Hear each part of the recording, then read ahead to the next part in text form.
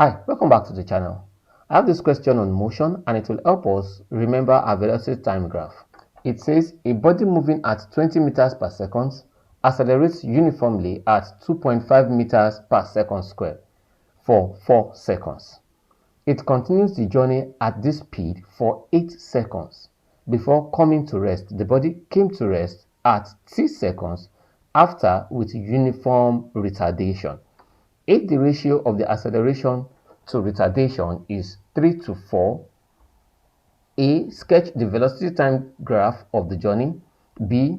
Find t, and C. Find the total distance of the journey. Let's take it one after the other. The first is we to sketch the velocity time graph of the journey. Now, since we're sketching velocity time graph, that means I should have my x-axis and my y-axis. On my x-axis, I'll have my time t seconds, and on my y-axis, I'll have my velocity v in meters per second. I have that a body moving at 20 meters per second accelerates uniformly. So the body was at 20 meters per second. It was moving at 20 meters per second before accelerating uniformly for a period of how many seconds? Let's see it. For a period of 4 seconds. It accelerated uniformly for a period of 4 seconds and the acceleration was at 2.5 meters per second squared. So let's take that details down. It accelerated for a period of 4 seconds, that is from 0 to this point, that's my 4 seconds, and it did this from 20 meters per second. And the acceleration was at 2.5 meters per second squared. Now, it maintained this velocity. It continues the journey at this speed for 8 seconds. Now, it maintained that speed at 8 seconds before coming to rest. Now, this is my 8 seconds. Now, if it maintains this speed for 8 seconds, that is the duration here is 8, and this point will be 12 seconds. Before coming to rest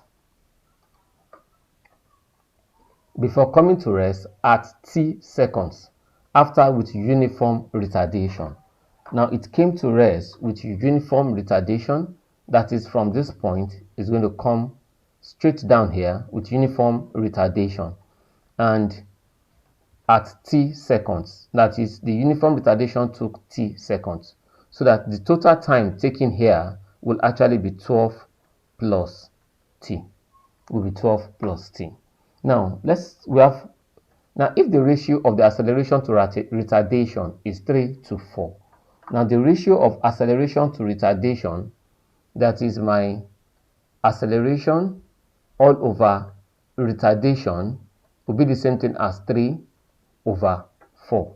Now if you look here we have the acceleration here to be 2.5, so we can use that to quickly calculate what my retardation should be like over, let's call retardation here r, so that if we cross multiply, my 3r will be equals to 4 into 2.5, so that r now will be equals to 4 into 2.5 all over 3. That's because, let's use a calculator.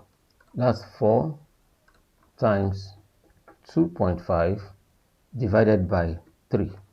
That's 3.3. That's 3.33 meters per second. Now, we have that to be 3.3 meters per second. Then my question actually wants us to find, we've sketched the graph. The next thing is for us to find for t. Now, let's resolve for t. Here is t. Now, if my retardation on this line here is 3.33 meters per second squared, retardation is meters per second squared, I'm moving from this velocity v, it attained a velocity v here, and we are coming down to 0. Now, first and foremost, we need to calculate what v should actually be here. Now, if my graph here started from 0 meters per second and went through 2.5 meters per second squared in a time of 4 seconds. Remember that v is equals to u plus 80. So that v now will be equals to u is 20 plus a is 2.5 and my time t is 4 seconds. So that v here now will be the same thing as 20 plus 2.5 times 4, that's 10.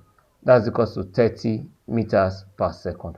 So the v here is 30 meters per second.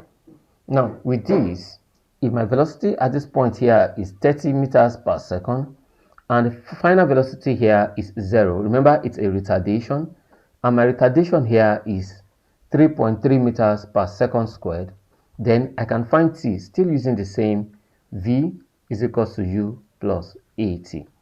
This time around, my v will be 0. That will be equals to my u. My u obviously is 30 plus my a this time around will be minus 3.3 because it's retardation and we have to look for t. If 30 crosses to the other side, it becomes minus 30 equals minus 3.33t. Obviously, the negative signs should cancel each other and my t here will be the same thing as 30 over 3.33, which is equals to 9 seconds. So my t obviously is equals to 9 seconds.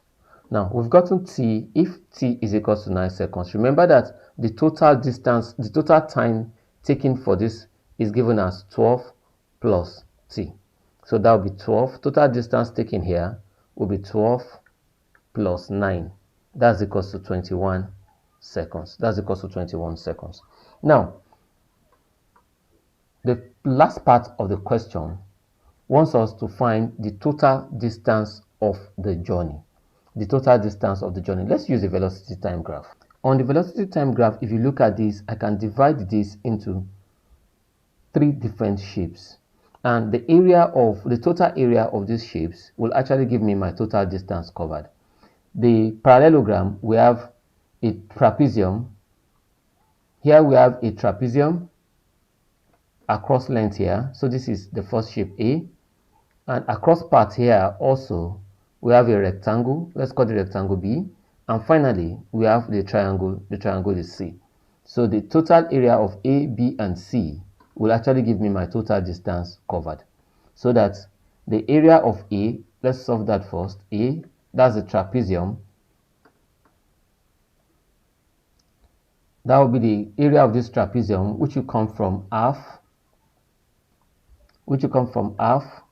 into A plus B into H. H is the distance between the parallel lines. The first parallel line is here from this point to this point. I can call this A, B, C, and D. From line AB, that's my A, and line CD will be my B. Line AB is 20, while line CD is 30. So, and my H is 4. That's the distance between the 2 parallel lines. That will be equals to half into 30 plus 20 into 4. 2 here is 1, 2 here is 2.